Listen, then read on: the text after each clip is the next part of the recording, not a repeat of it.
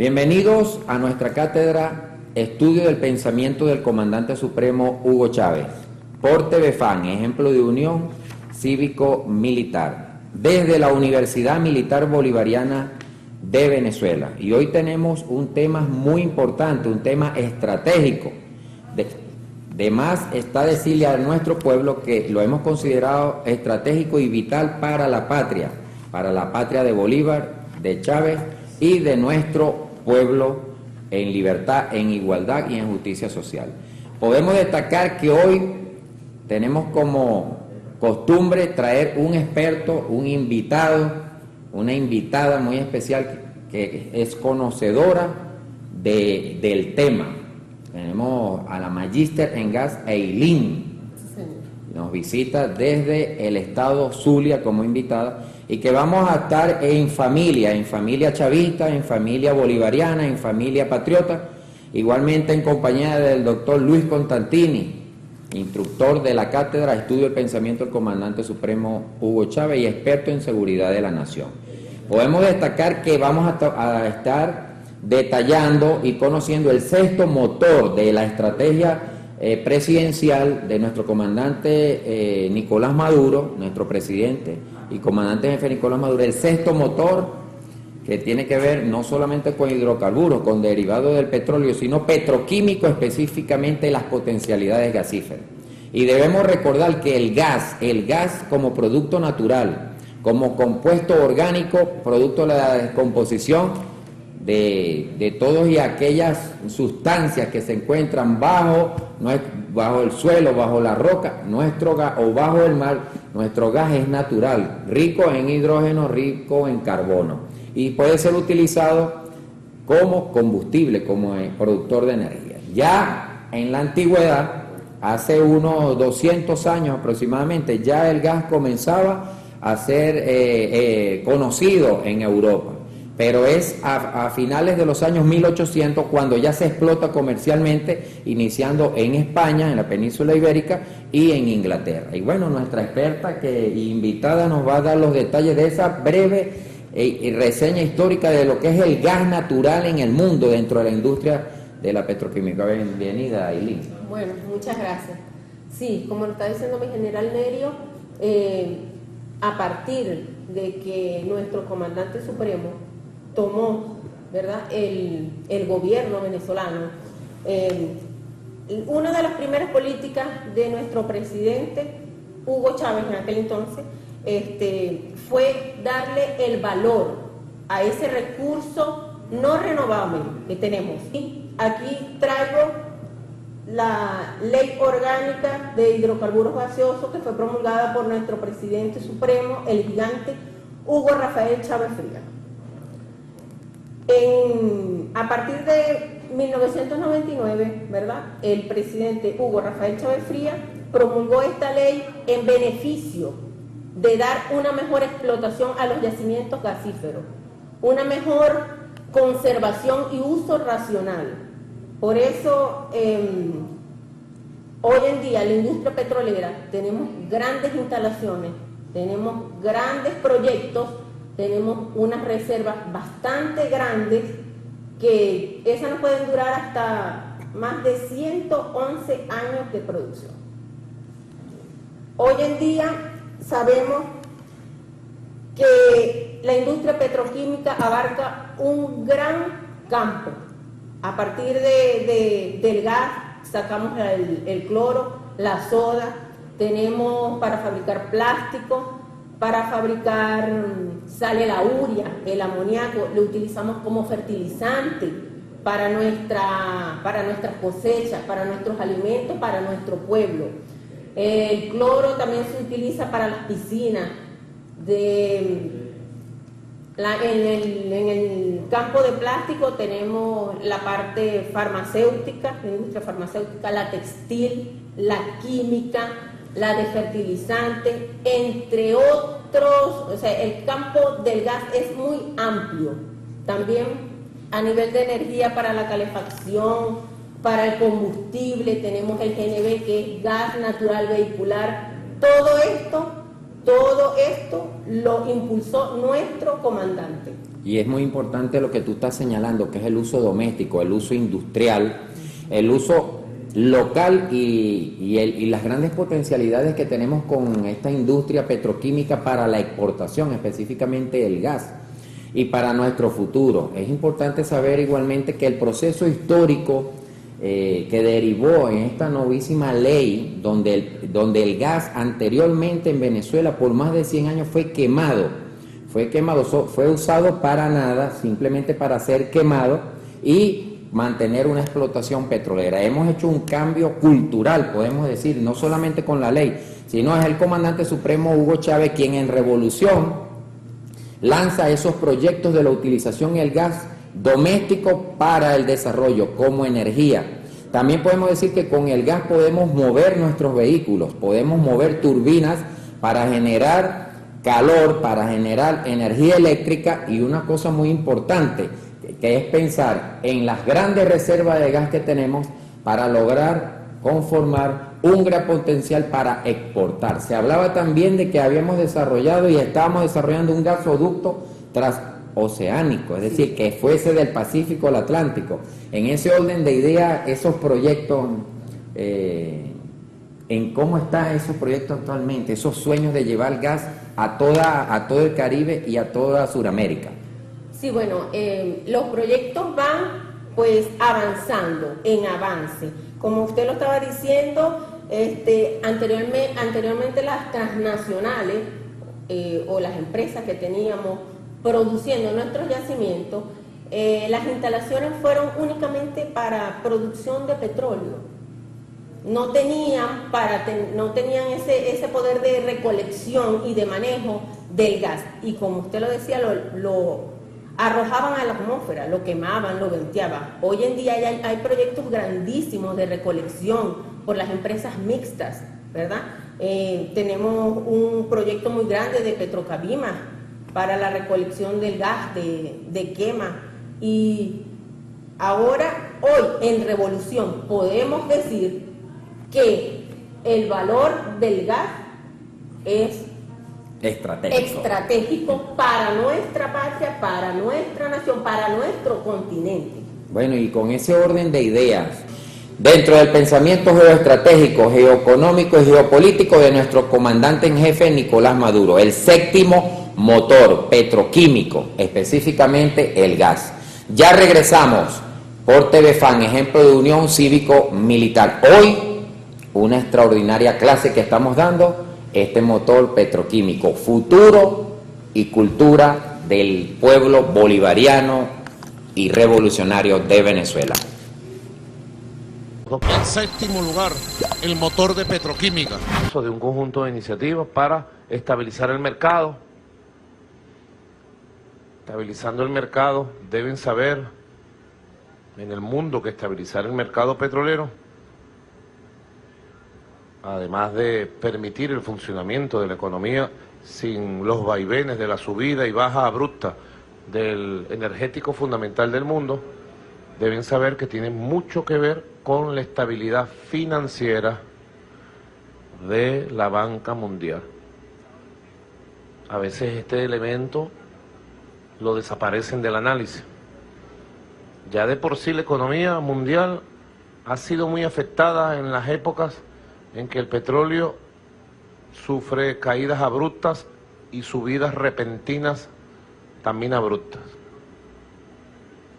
Las economías, bueno, porque sencillamente eso trastoca toda la planificación del desarrollo, el crecimiento. Eso lo venimos diciendo ya desde hace tiempo. La economía había absorbido perfectamente el petróleo a 80, 90 y a 100. Ya estaba la economía funcionando muy bien de esa forma. La guerra de intereses, la guerra política, geopolítica, más que política, geopolítica de intereses, para establecer zonas hegemónicas de dominio, de factores de poder, llevó a una guerra de mercados, de precios, a una desestabilización de los mecanismos para establecer el precio de nuestro crudo. Yo lo pongo muy gráfico, muy gráfico. Este petróleo, ustedes vieron cuando salió ahora, ¿verdad? ¿Lo estaban viendo por televisión? Pudieran repetir la imagen, Luis José, si la tienen ahí. Aquí está este petróleo. Huele sabroso. Este petróleo que sale de la tierra, hace 100 años brotó solo. Pero ahora hay que hacer una inversión, ¿verdad? ¿Qué hacen los países? ¿Qué hacen las empresas? Y es un sinsentido económico, para no decir que es una irracionalidad absoluta, Wills, que este petróleo lo saquen ustedes, los trabajadores, en el mundo entero. En Rusia los trabajadores rusos sacan el petróleo a 30 grados bajo cero. ¿Ustedes se imaginan? Hasta 40 grados bajo cero, hasta 50 en tiempos de, como ahora, de invierno. Y lo sacan también a 50 grados sobre cero en los desiertos de nuestros hermanos países árabes. Aquí ustedes es cómodo el clima. 30 grados, 40. ¿Qué es eso, verdad? Pareciera una verdad muy evidente el esfuerzo que hacemos para sacar el principal energético del mundo, y así va a ser por muchos años, y otros le ponen el precio. ¿Verdad? Ya de por sí eso, Eulogio, es un elemento que Venezuela viene sosteniendo, debe ser corregido. Un elemento de fondo. ¿Cómo se fijan los precios de esta materia fundamental energética de la vida del mundo? Es un planteamiento central que hemos puesto sobre la mesa, ¿verdad? Que es un elemento más que coyuntural, es estructural, y ha sido un centro de debate durante 60 años en el mundo. Yo tengo aquí un libro de Juan Pablo Pérez Alfonso. A mí me gustaría regalárselo a los embajadores. No sé si tenemos suficientes ediciones. Este es un libro de una sabiduría absoluta. Juan Pablo Pérez Alfonso, fundador de la OPEP, es el estudioso de los temas mundiales del petróleo más importante que Venezuela tuvo y ha tenido en su historia, y creo que tendrá, de una inteligencia suprema, maravillosa.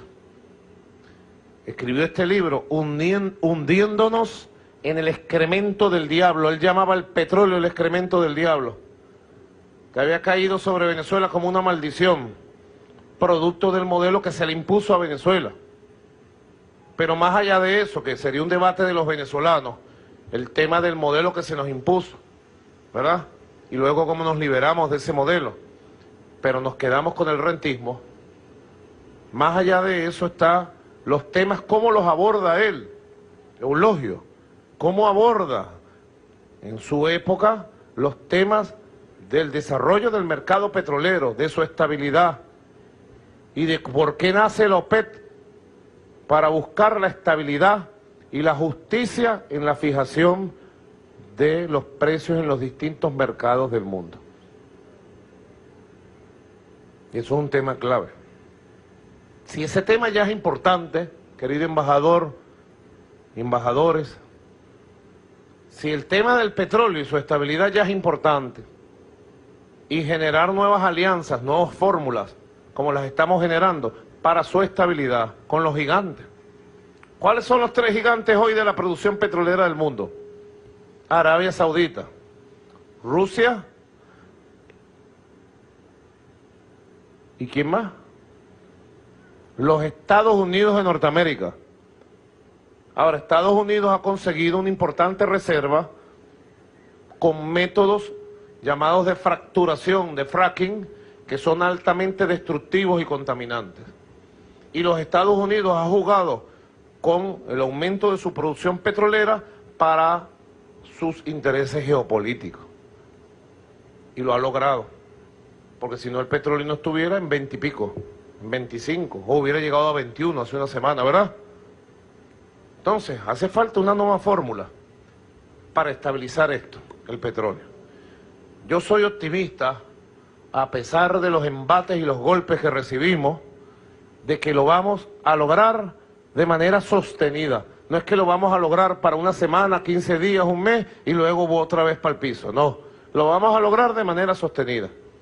Por eso estoy enviando una carta de agradecimiento con propuestas nuevas, puntuales, a los presidentes de los países productores OPEC y no OPEC, a los primeros ministros, a los monarcas de todos los países que marcan la pauta petrolera del mundo, haciendo propuestas muy concretas para la estabilización de los mecanismos de fijación de precios en los distintos mercados. Ahora,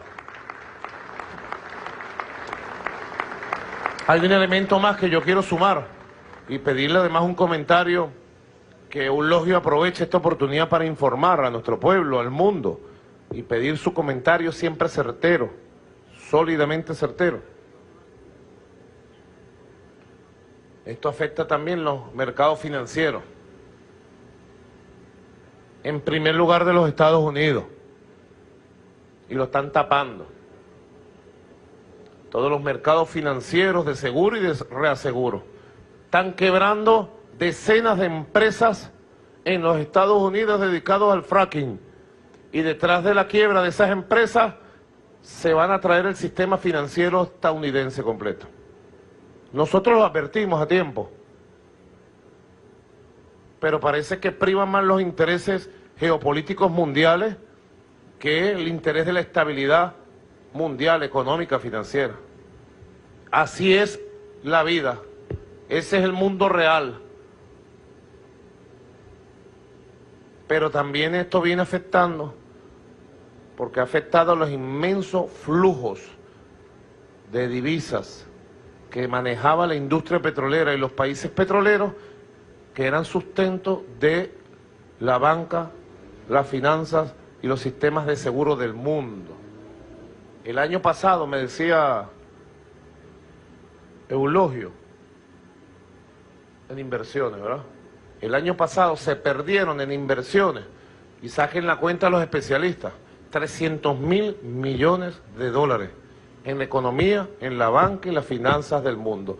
¿Afecta, debilita o no el sistema financiero mundial que el petróleo esté a 20 y a 30? ¿Sí o no? Yes. ¿Sí? Claro que sí. Son temas vitales. ¿Y qué mejor sitio, Aristóbulo, compañero Pérez Abad, para conversar estos temas que este lugar sagrado de la patria, la Orinoquia de la patria, la faja petrolífera del Orinoco? ¿Y qué mejor público para discutir estos temas que ustedes, la clase obrera venezolana del petróleo? ¿Ah? La mejor clase obrera que jamás haya existido en 100 años de historia petrolera del país. Una clase obrera sabia, educada, culta, con valores, con ideas, ¿verdad?